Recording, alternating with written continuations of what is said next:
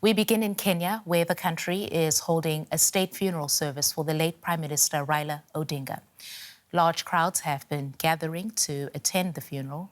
Odinga was a major figure in Kenyan politics. Many consider him a champion of democracy in the country.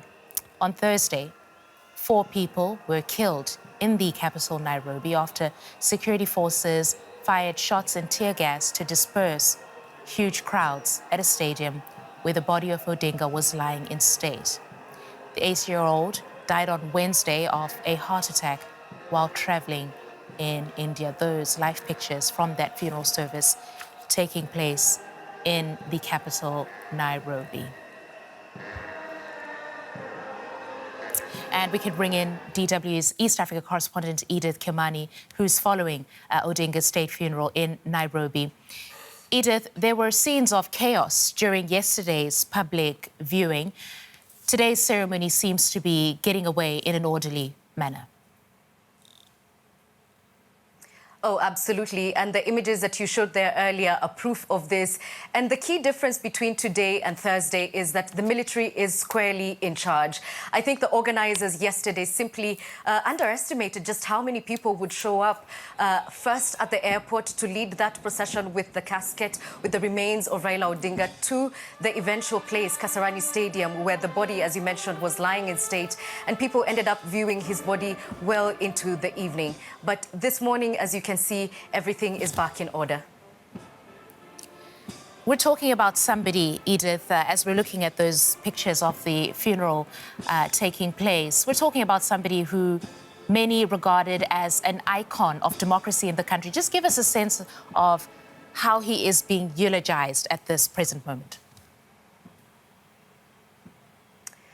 Oh, there's so many glowing tributes on the radio, on television, streaming online. So many people who have amazing things to say, humorous anecdotes being shared about the man and the face behind the politician. You have to remember that 4 years, or rather 4 decades in active politics will mean that he will have interacted with quite a number of people and evidently shaped them significantly.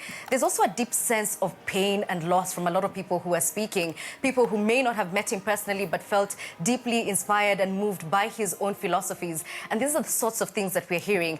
As well, reflections of what will happen certainly after his funeral. Having been this Goliath of a political figure, there's questions as to who might be able to fill his shoes.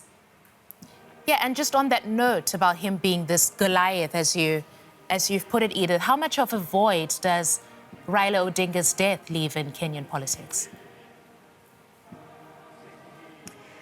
It can actually already be felt. I can tell you that it's very abnormal and unusual to have a state event as the one that we're having today without seeing Raila Odinga next to the dignitaries who are lined up. And so it's going to take quite a bit of time for all of us here to get used to speaking about Raila Odinga in the past tense. Politically, it's obviously going to be a big question mark as to who can fill those shoes of the grandfather of opposition politics. He was a man who was known for defiance, for being litigious, not being afraid to take on the government on any and all issues. And so that is certainly a question that we will be asking as a nation and as politicians. Certainly they'll be asking this question in the weeks and months to come.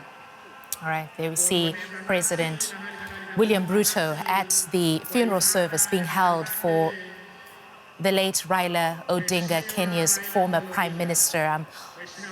Talking to DW's Edith Kimani, who's monitoring those events for us in Nairobi. And Edith, so we're seeing this huge memorial service, the funeral service underway. What happens after today's service?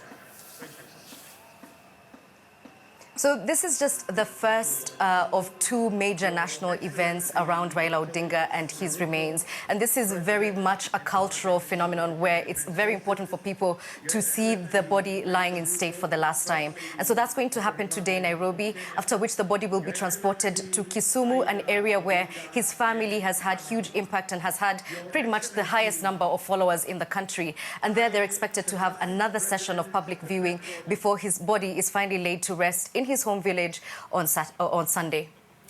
Edith, we're looking at pictures of President William Ruto at that funeral.